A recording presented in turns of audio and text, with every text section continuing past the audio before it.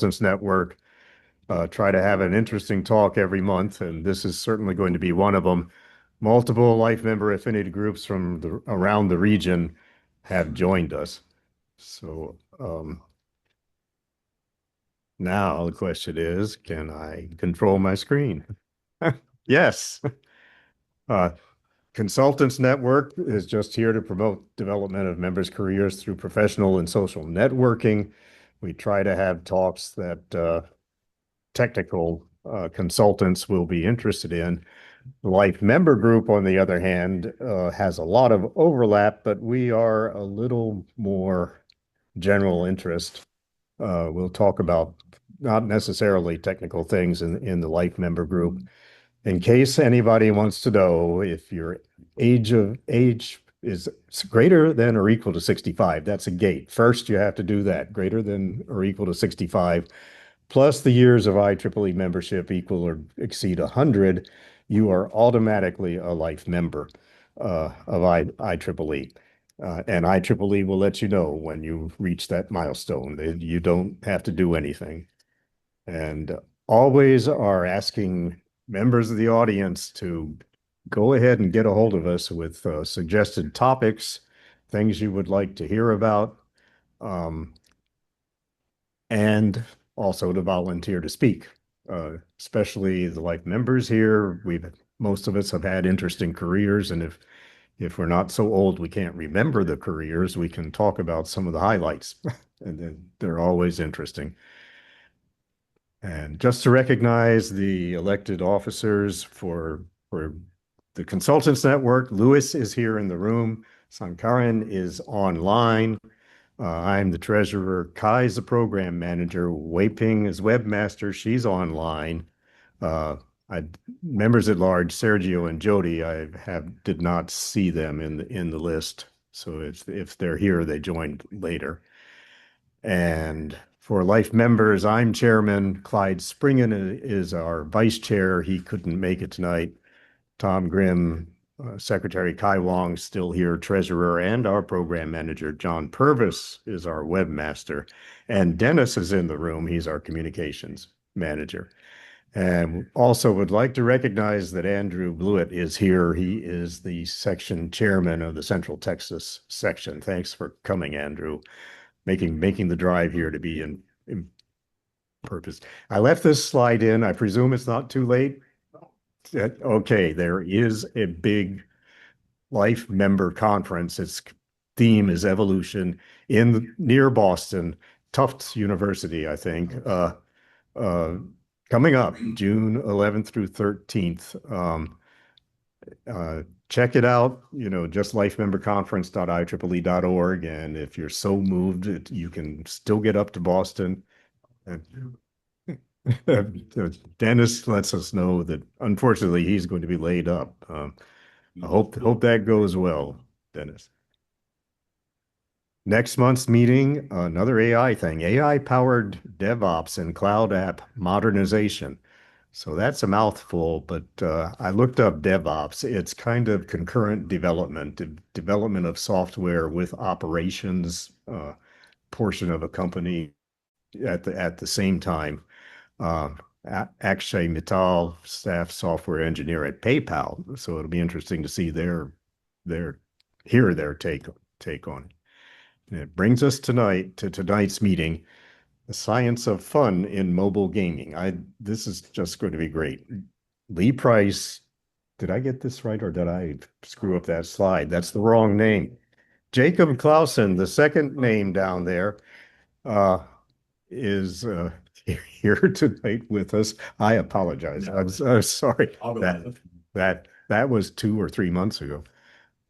So he's a data scientist for the mobile gaming company Zynga, and directs several development teams as well as the machine learning AI algorithm development team there. Bachelor degree in physics from the University of Chicago. Found out tonight he did more than graduate research at UT. He has a PhD from UT, and his research interest is focusing on quantum physics and string theory.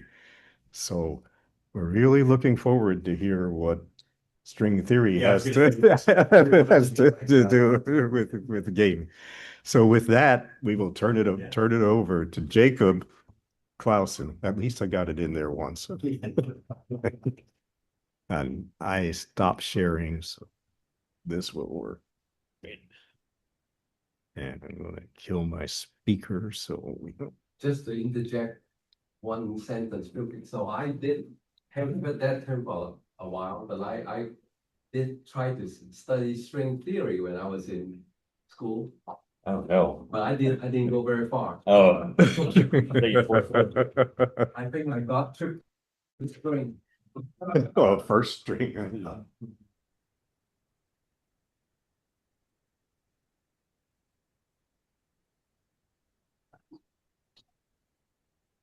Just pick up my off to get some bandwidth. Oh, some snacks. I have to log back in as well. Okay. Do you have the invite again? Oh, just closed on me.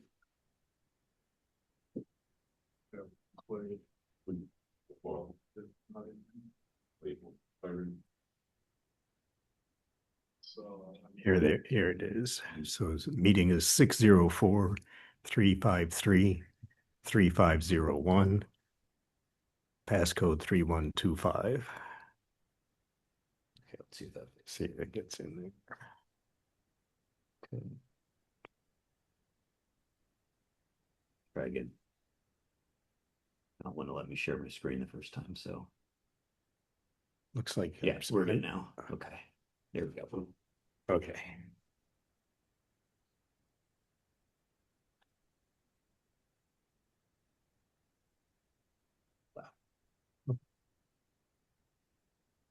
Great.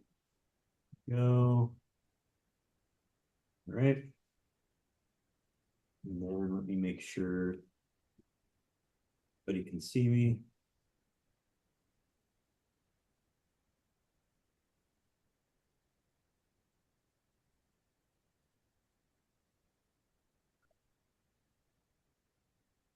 I might need to mute you and turn my audio on. I don't know if that's better than.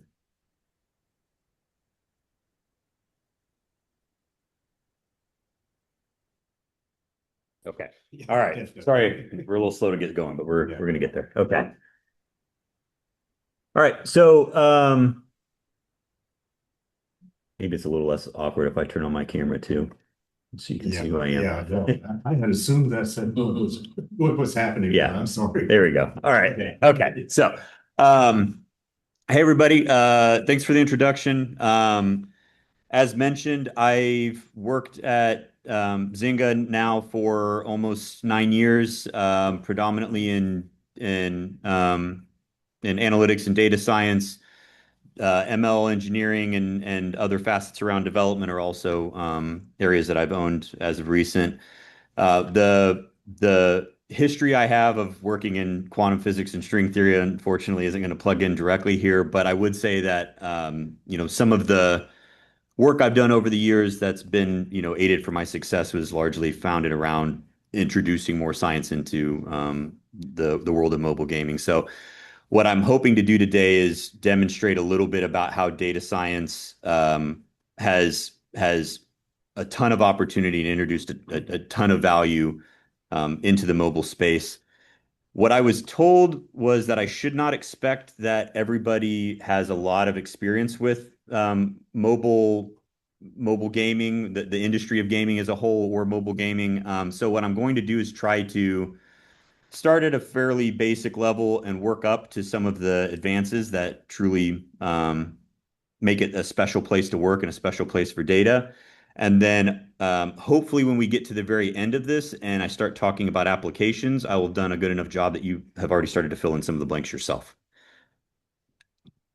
Okay, so let's start with the 30,000 foot view of the gaming industry and where mobile gaming fits in it.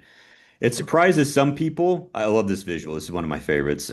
It surprises people that mobile gaming is by far the largest sector gaming. It's bigger than all the other parts combined.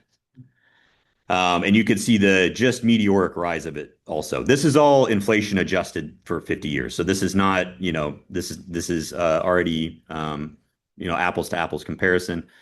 Um, and one of the questions is what makes mobile gaming, how is it able to explode like this? And I think it kind of plays to the general narrative of gaming, which is that everybody involved in gaming, the gamers and the developers, all are very, very embracing of technology. And you see it again and again in the cycles that have gone through the gaming world. Everybody loved arcade machines, and then somebody figured out how to make a gaming console, and everybody moved to that. And then they figured out how to make a handheld gaming device like a Game Boy, and everybody started to flock to that. Um, and then finally, as soon as your phone is also a gaming device, then nobody needs a Game Boy anymore. But this is something that we see again and again in the cycle. And so what I think is the most important point for us to start with is actually talking a little bit about that technology and what makes it so unique to the world of gaming. So, kind of talking about these massive shifts that have happened in the gaming ecosystem over time. The first major one of these was just moving to cartridges and what we call ROMs, but basically anything that stores a game and makes it portable. This requires some kind of console. Anytime I say the word console, I don't know, I don't want to use jargon that people don't aren't familiar with. A console would be like a Nintendo or an Atari or a PlayStation 5. It's anything like that. So the idea of having a console or a PC available to read these things was a huge innovation in terms of availability of games and the ability to play them at home. Um, I think one of the things that was a limitation of it was that whatever fit on the ROM and could fit onto the memory of the PC or console was the maximum content you could generate. There was a clear ceiling. And so one of the interesting next shifts that occurred that really blew up the gaming industry was the internet, the concept of connectivity and the ability to download things. And so from there, that meant that that actually opened up a couple different directions for growth for the gaming industry. It meant that sales became less frictionful, meaning you could just go online and buy the game, and it would immediately store onto your PC or your console. That was a big thing for Steam. If I come back here, that was a big monumental point when PC started to really blow up, was when you could download content directly. It also created a couple of odd offshoots that have been very successful, like retro gaming catalogs. So what that means is it used to be if you wanted to play a Nintendo game, you had to have a Nintendo that still worked and the game. And now you can buy a Nintendo Switch at the store and you can download almost any old game that was out there. And so it's created a lot of content without having to go out and make a new game, and also so significantly increased playing time. And the other thing that I think is really big, though, and hinges on this story is that this extension of content started to really come about, and that was in two main directions. Um, Downloadable content, often it's abbreviated DLC. What that means is that you can go online and download a little bit of extra content that allows you to play the game a little longer. Maybe it's an expansion pack of it, or maybe it's just additional game modes that aren't available in the original one. And the other side of that is online play. So the ability to go to a multiplayer mode, but that multiplayer mode is connecting you to strangers all over the world. That was significantly more exciting than just hanging out in your living room with the four people that you know. Not that I didn't like doing both, but so basically, as we started to see this trend emerging and people enjoying extended content, um, mobile came along. And the incredible thing about mobile is that it's always connected. It's in your pocket. You pull it out. It's connected to the internet. You could do whatever you wanted with it at that point in time. And so that it did a couple things in terms of advancement. One, it significantly boosted the social aspect. Um, but two, it added an interesting wrinkle in the development paradigm. You see, even in the connectivity and download area that I described there, there's still a base game that's built, and that's because graphics are very complex. The game modes are very complex. There's a lot of content that sits within that single ecosystem, and so trying to extend it, you can make more, but there's kind of a limit to that too. Mobile gaming sort of went from the opposite direction. When you install a mobile game, you're kind of just installing a template with some art assets, maybe a few other like audio assets. The game's really going out to servers that that company owns and asking, "Hey, what should this game look like?" And depending on who you are, it will send different responses. And so everybody here can download the same game. They can play it, and the game will adapt to their specific playing style, their specific desires. Some games go to very far extremes with this and create dramatically different games. Sometimes they're just focused on making it more difficult for people who like higher difficulty, making it easier for people that just want to win. So there's a whole plethora that you can do, but that's all unlocked because um, we're moving away from the console or the ROM or the game being focused somewhere and people interacting with this set content and moving into a place where the content interacts back with you and so as you play it adapts and as it adapts you play differently and so it starts to create a pretty wild evolution. So that's the high level view for it. The probably where things get really interesting is what people have done with that.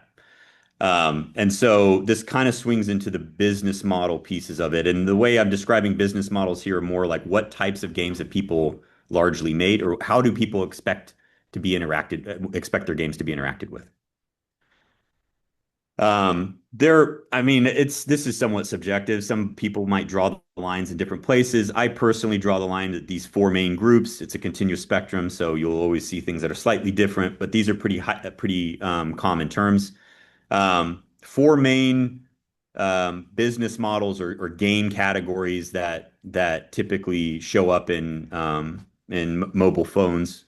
The first one and the oldest type is this casual game. And this was really, you know, developers embracing the reality of mobile gaming, which is that if I have a game in my pocket, I could play it for a minute right now because I'm, you know, waiting for my wife to get out of the ladies' room, or I can play it for an hour because I'm on the train. And being able to make a game that's adaptable to that wide variety of play is extremely valuable. And so most games that were built in those earlier days sort of had that model. So a casual title, a good example would be Candy Crush or Words with Friends or any of these games that have just been around for a long time. Um, what's happened is being that like Candy Crush is probably 15 years old. Zynga's very first game, Poker, is 20 years old. 20 no, sorry, 26 years old. Um, so they've had these games for long periods of time, and over time, this market's become pretty saturated. So it's tough to get new games to come in and break ground on where established titles have been. So that makes it a pretty competitive market. Um, what started to happen as this casual market really came into its own and grew was that gamers started to play it on their devices, and it created a sort of a sub-market. And this market's called mid-core, and it's because hardcore gamers, you know, want a gaming experience, but you can't really deliver something that's really hardcore where you play for like 4 hours in a dark room. So they called this term mid-core. This is gamers playing games, so the games have to be more intense. The session play has to be longer. Um, it's a smaller market, so it's extremely competitive to buy installs. But if you get those installs in, they're very dedicated to the game and they'll play it for a long time. Um, as these two markets started to really grow, there what I would say is exploitation sounds like a really negative term, but there were basically people seeing opportunity within this market that they wanted to just grab a hold of as quickly as they could. And um, this group is called hyper casual. Hyper casual titles are They are super, super simple games. They're super quick to develop. Sometimes, like I hear stories about people that develop a game in 7 days and they throw it on the App Store because the barrier to entry is so low. And if it does well, then they can make a bunch of money. And if it doesn't, then they'll make another one. Um, this is really a scattershot approach. You just throw 50 games up against the wall and you see which one people like and what they do. You can spend a bunch of marketing money on. The installs are very cheap. The downside is that people find it fun, but there's no catch or hook or anything that's really intriguing or unique about it. And so they'll play for a few minutes here and there, maybe for a week or a month, and eventually they'll just quit playing or they'll move on to the next thing. It's not a very sticky market, what we would call it. People they blow with the wind with the hyper casual market. Um, as that really took off, and there are tons of companies that invested heavily in this, and each of them make, hundreds of games sometimes. Um, it started to get more and more difficult. People, different companies would resort to just making literal copies of other games that were doing well. I mean, like they looked identical. They would even just add a couple words to that game's name so that when you would search for it on the App Store, you would see the same, you would see the game would show up and trick people into downloading it. And so what's happened in more recent years, this is maybe in the last 3 or 4 years, I'd say it's really started to crop up, is this new space called hybrid casual. And this is, and how many things work. It's an attempt to make hyper casual games more engaging.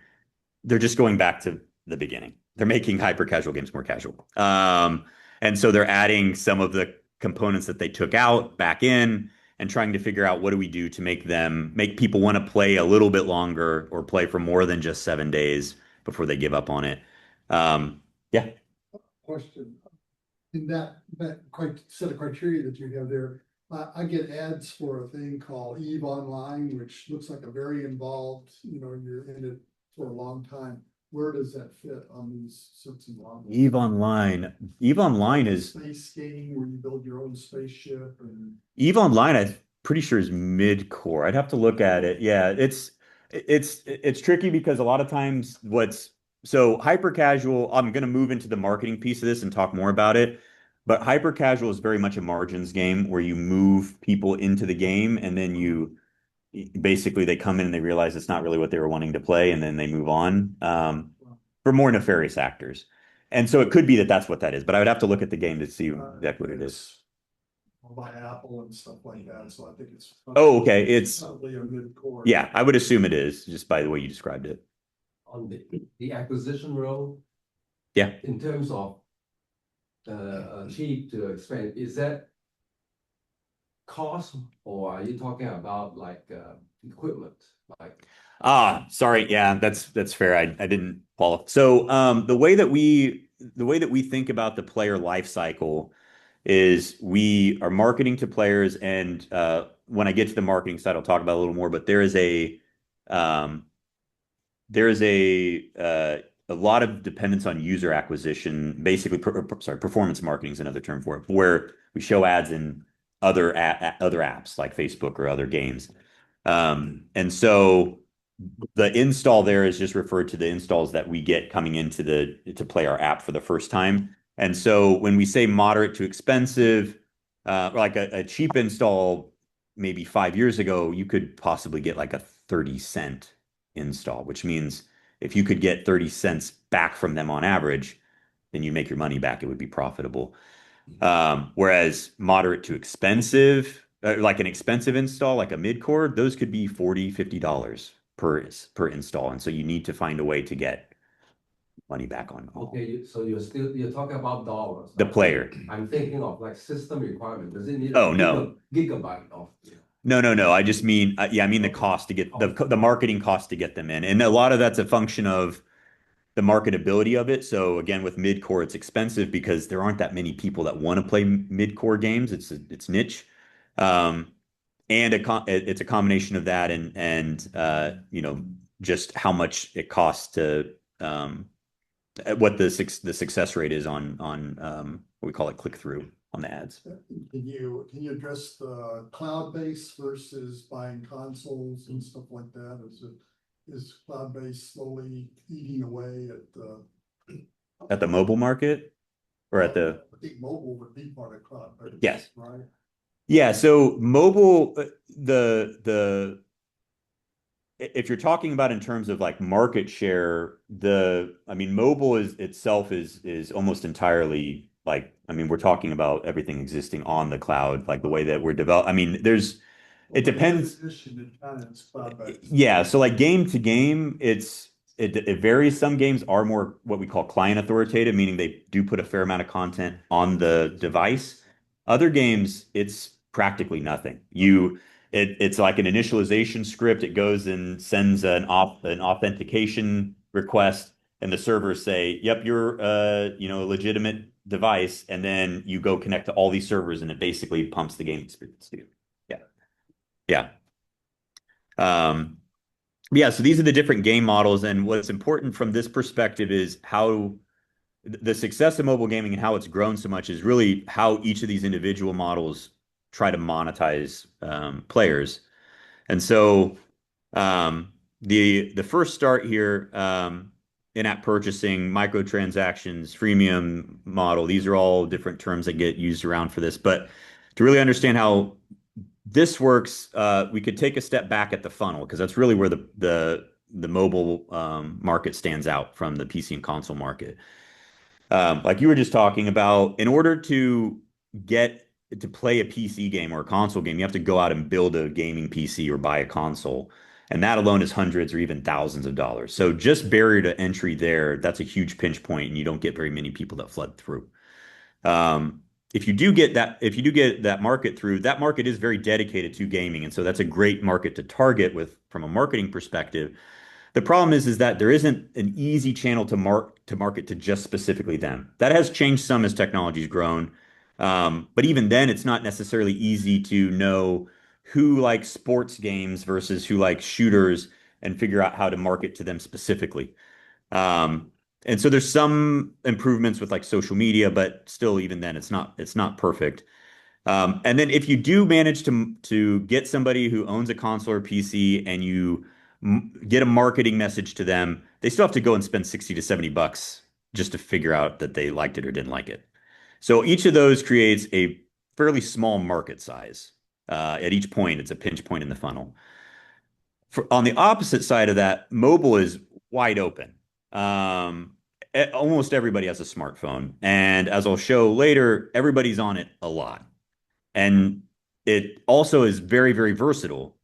You're using it for things that are very open to ads, and all of these devices are very good at capturing data and sharing data. And so the marketers know a lot about you. And so that's easy to send a targeted message to the right player for the right game. And then after you get to the end of that funnel, you don't have to pay anything to play it. In fact, most people don't. The actual paying market in most in-app purchase-based games is small. Most people just come in and are happy to play it. I have been playing Candy Crush Soda Saga for almost 11 years now, and I have never paid. And I play it almost every day. I have a 500-day streak, consecutive sign-in. So it's very easy to not pay if you don't want to. When you do pay, you are paying because you want to progress faster or you want to play longer. There are definitely incentives to pay, but nobody has to pay. Can you download those apps on your PC, just like the mobile, or are they like tied to a carrier like Verizon or AT&T? Most you can't download, and I think some of that's honestly just security. They don't want it to be something that you can like load up into Xcode and start trying to pick at. But it doesn't mean that it's impossible. There are games that aren't developed that well. Like there's a large black market for some titles. They're able to, because the only way you can play for free is if there's in-game currency that you give. And people have found ways to create what's called farms, and they, either hack a bunch of devices, or if the game's built poorly enough from a security perspective, they can build a bunch of programs that will duplicate and look like phones, and collect all the free currency. And then, as long as there's a way to transfer it, they'll open up black markets and sell at 1,000% discounts. And It's pretty crazy some of the things that people do. Oh, Yeah. yeah. Save some money. Yeah. Yeah. It's, like we're talking on the scale of hundreds of millions or billions of dollars of pain over years that they're able to do. So And that's done on the cloud. I'll tell you a story after all this is over about how the EDA industry, like Autodesk, yeah. would spend millions and tens of millions of dollars building a piece of software, putting it on a CD to send it to somebody with a thumb drive security. And literally 2 weeks after the new version came out, you could buy it in a kiosk Yeah. for $10. Yeah.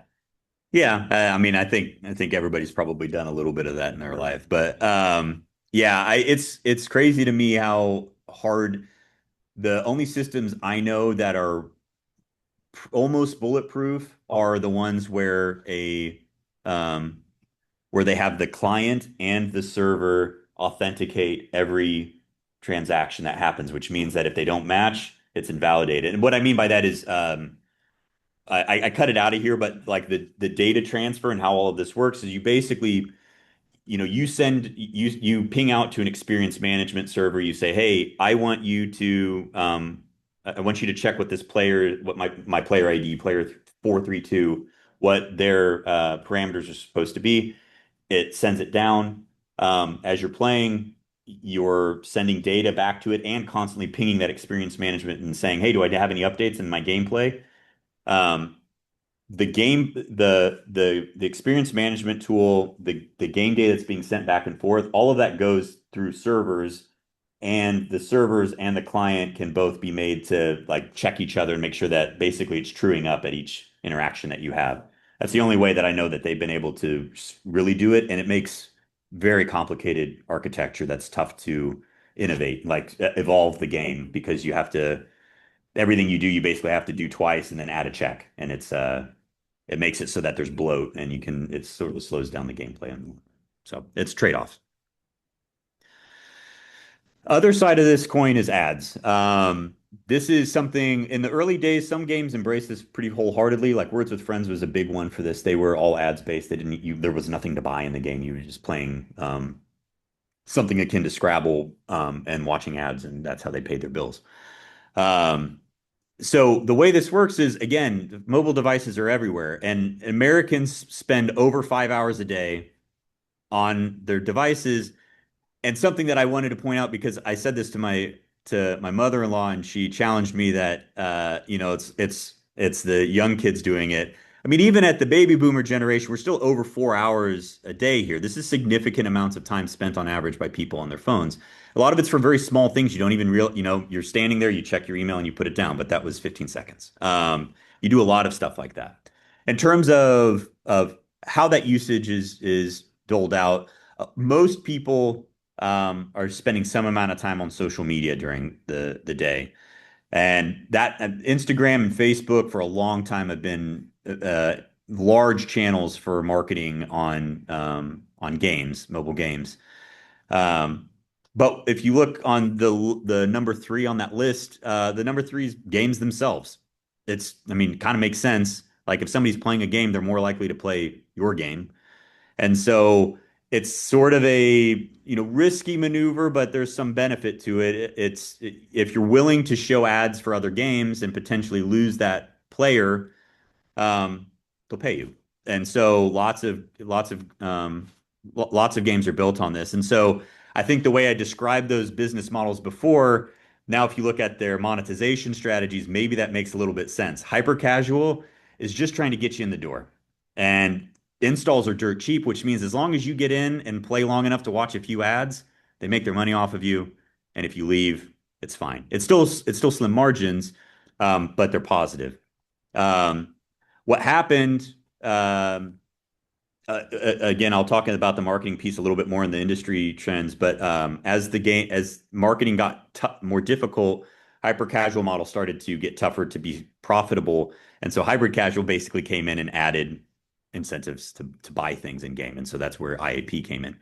And then as you go further and further, you see when you get to mid-core, these people are very dedicated. They're happy to give their money to keep playing more and more. Ads are annoying, so don't show it to them. So, yeah. Okay, a couple of industry trends that have happened over the years, or things that are very big milestones within the industry. Um, a couple of the things that have been pressure on growth of mobile businesses. The first of these is industry consolidation, which is now it's a pressure. It was a point when it was the primary growth vector for a lot of companies. Um, it was a lot of medium fish coming in and eating the small fish. That was something that, in my time at Zynga, I've seen a lot of.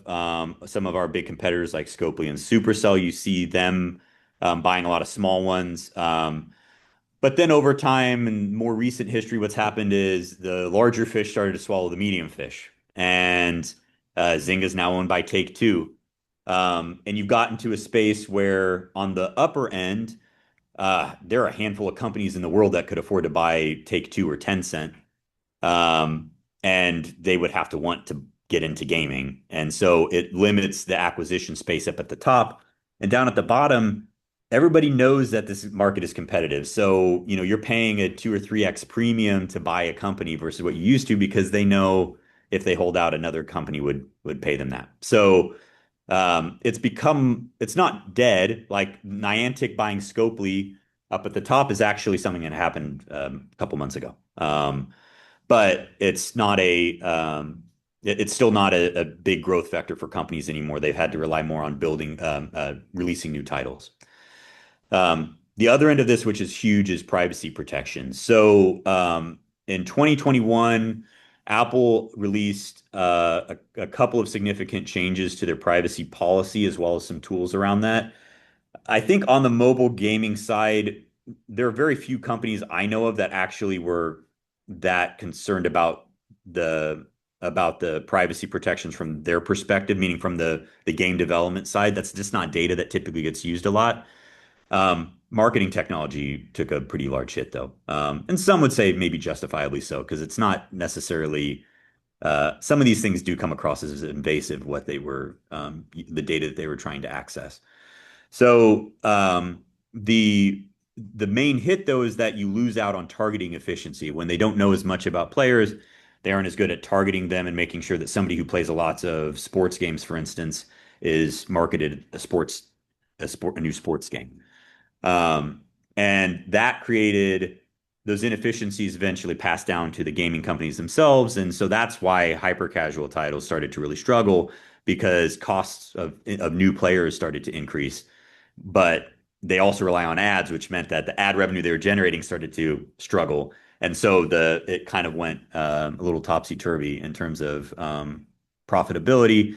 It's not to say that not all companies struggled in that. It's just the margin slimmed and it become less of an exciting growth opportunity. And so that's why hybrid casual really stepped in to try to be the next vector for those companies. Other exciting opportunities that this is like pretty fresh off of the press, it's less than a month, is actually direct to consumer. There are a couple of different lenses that this manifests, but really, Apple has long had this pretty strong grip, and Google have a strong grip on the mobile app space as a whole.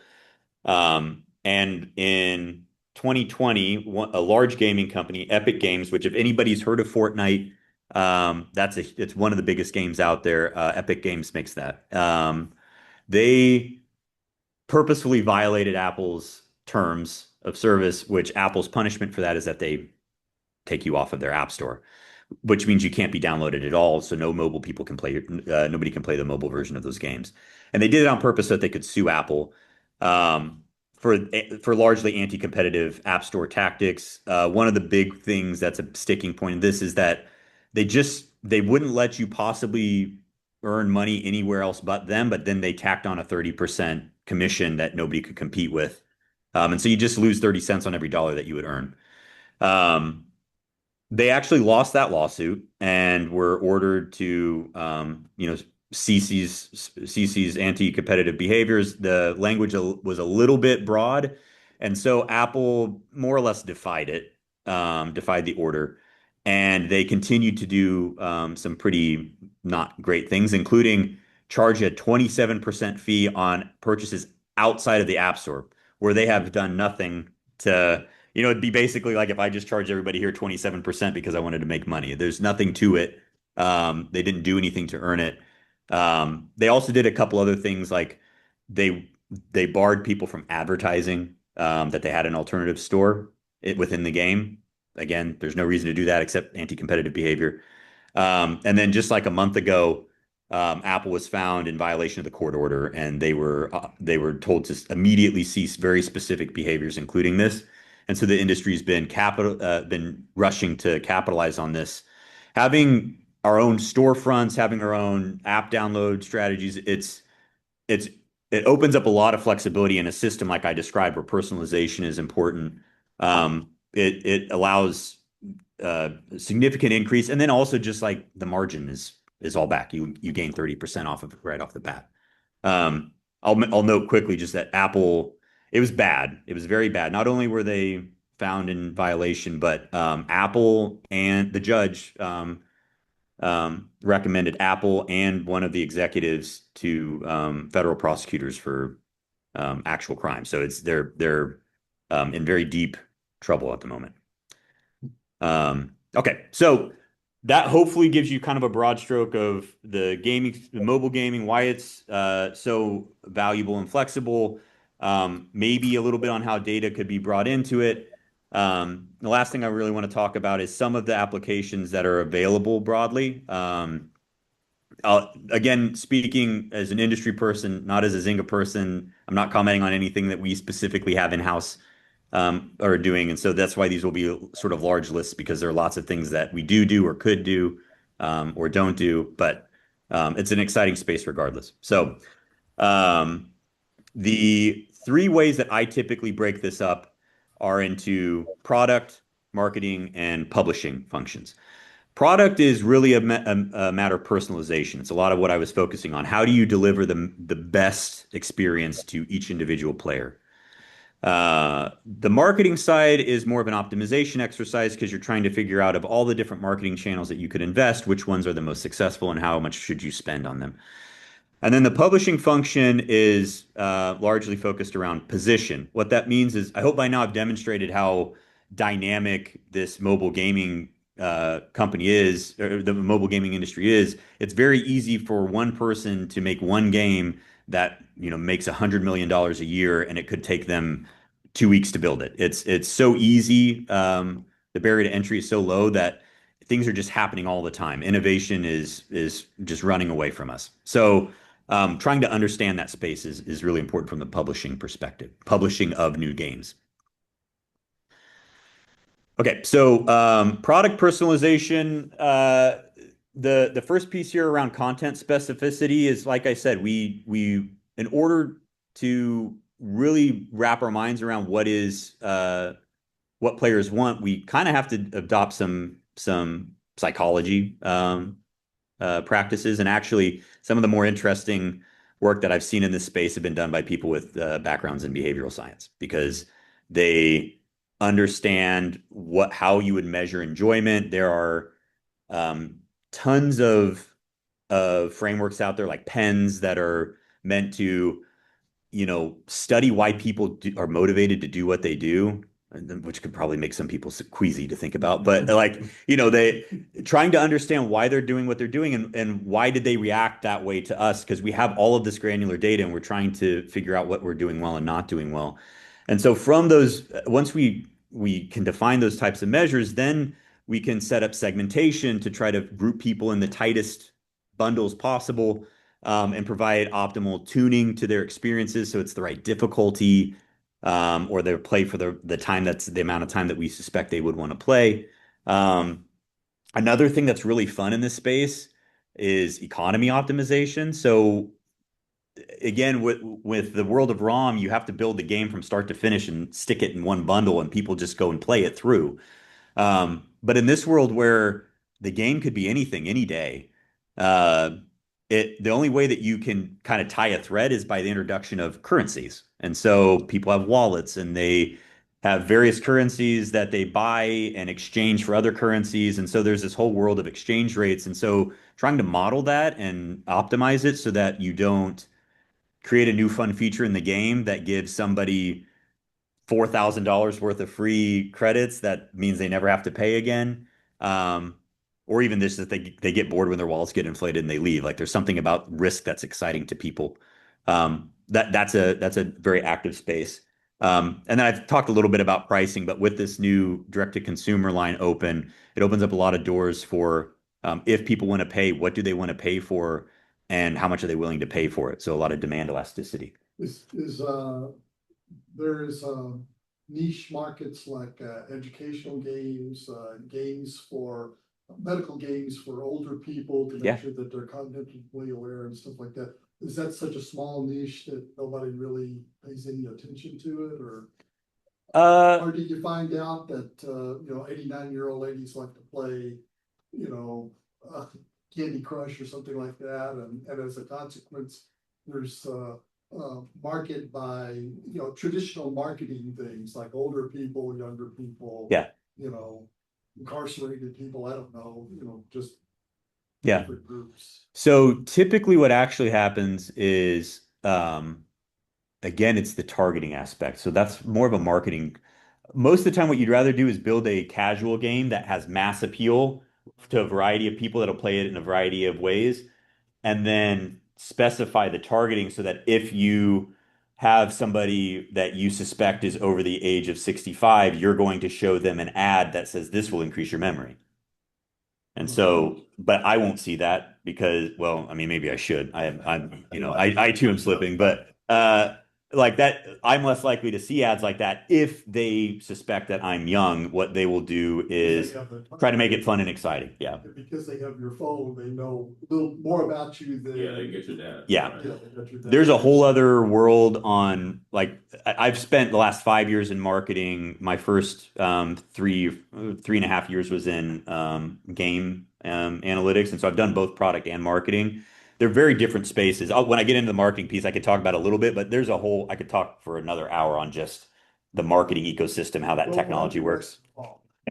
I'll dust off some slides. The other thing I'll say quickly is just experimentation. Experimentation is so easy to do in a world where you can control individual experiences. I can show two groups the exact same experience with one change, A/B test. And it's super easy. Lots of every company that I know of does extensive A/B testing of all their experiences. So again, we could all open up the same game, be at the same level in the game, and it not be the same because they're testing different things on us right now. So, yeah.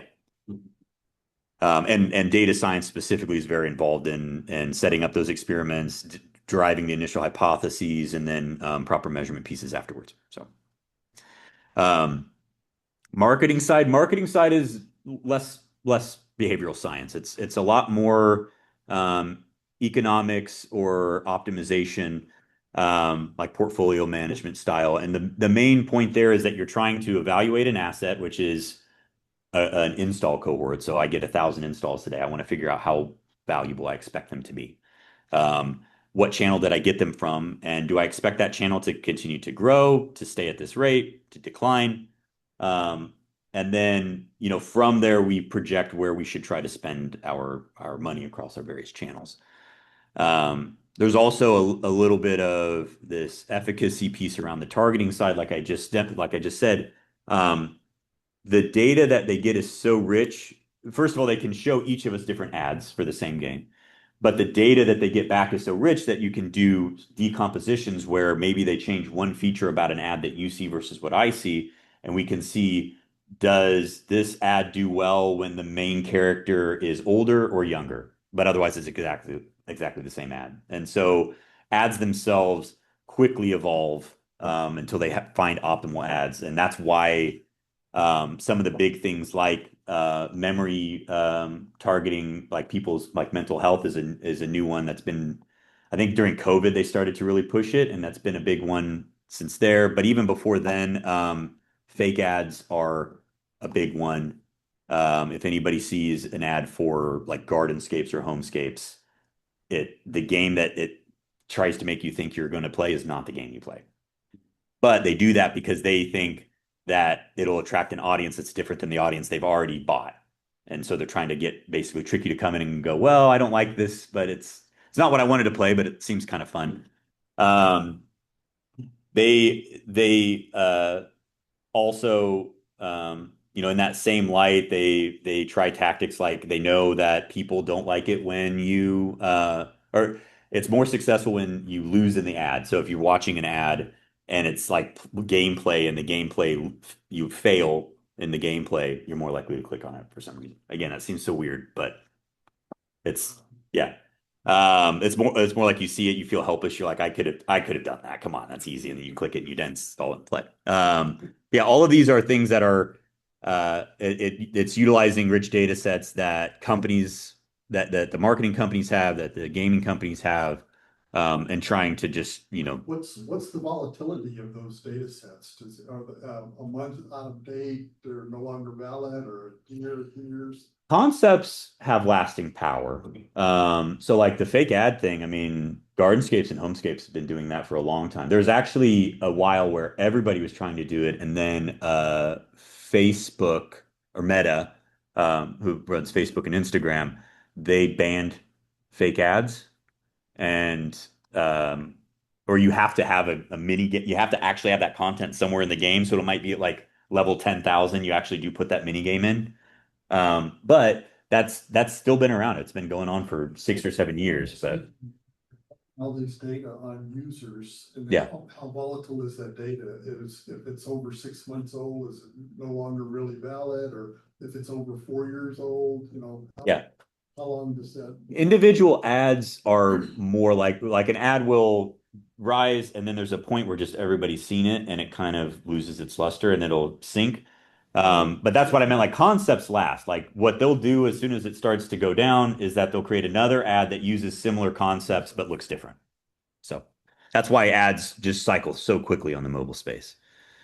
Um, yeah. And then the last piece of this concept of position, it's really about making sure that the business itself is operating as efficiently within this ecosystem as possible. So again, as I work a lot in the publishing space with the leadership team, and in that regard, there's a sense of understanding.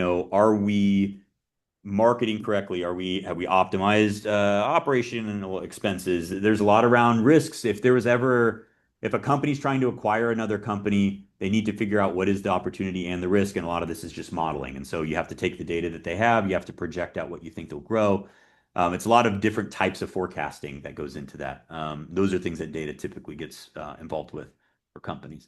The other thing, if acquisitions start to dry up as they have, is that you then are looking at new game launches. But you have to understand before you invest heavily in a game, how viable is that in the market? Will it hit a wall because there's a game that's been owning 50 or 70% of the market share for the last 7 years?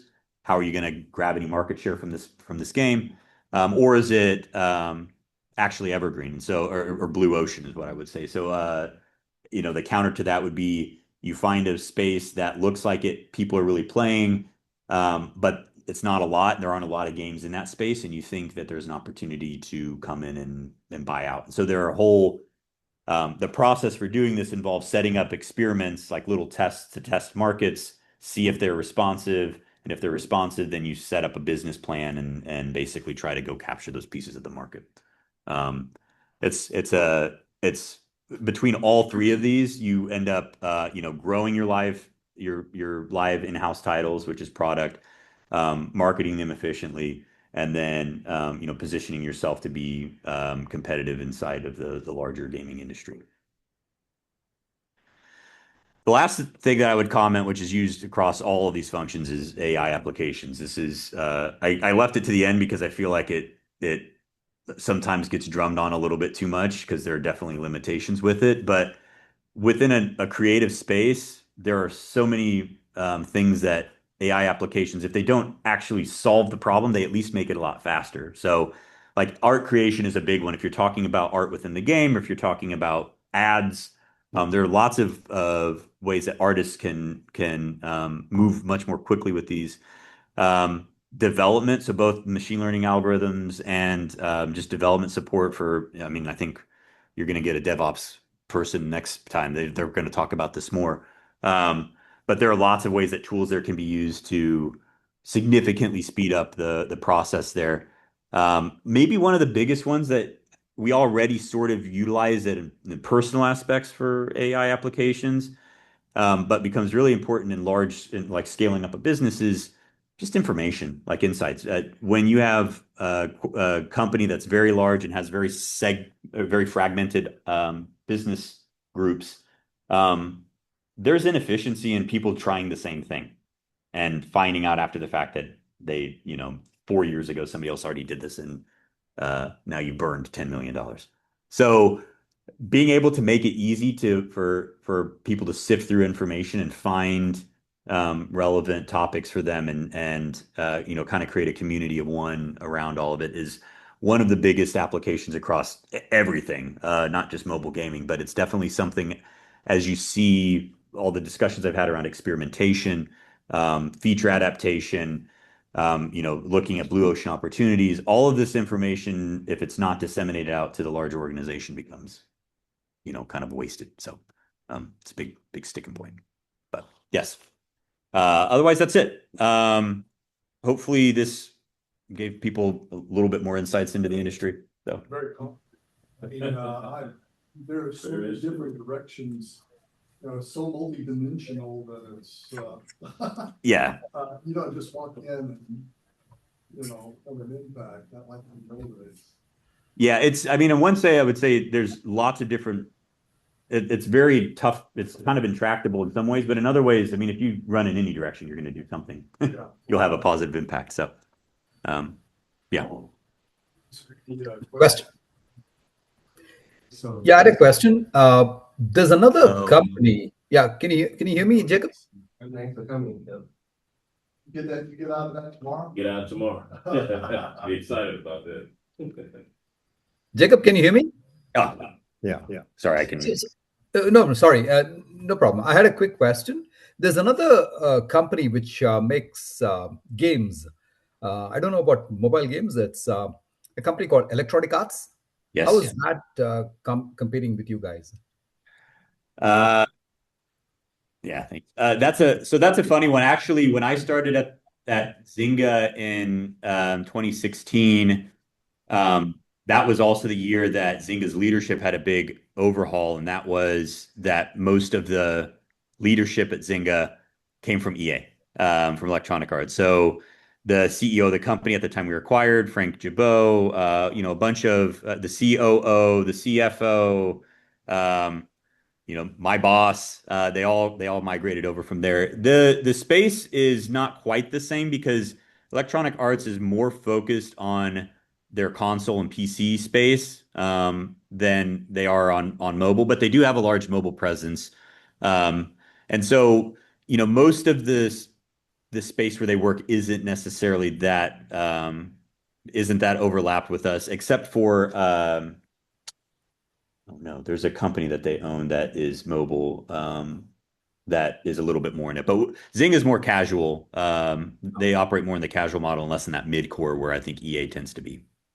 I see. Yeah. Thank you. Oh, maybe I could turn it up. Okay. Yeah, any other questions?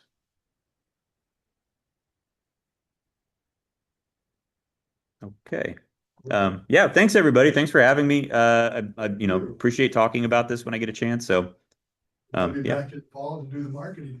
Okay. This Yeah. is, I had no idea that it was as multidimensional and complex as it is.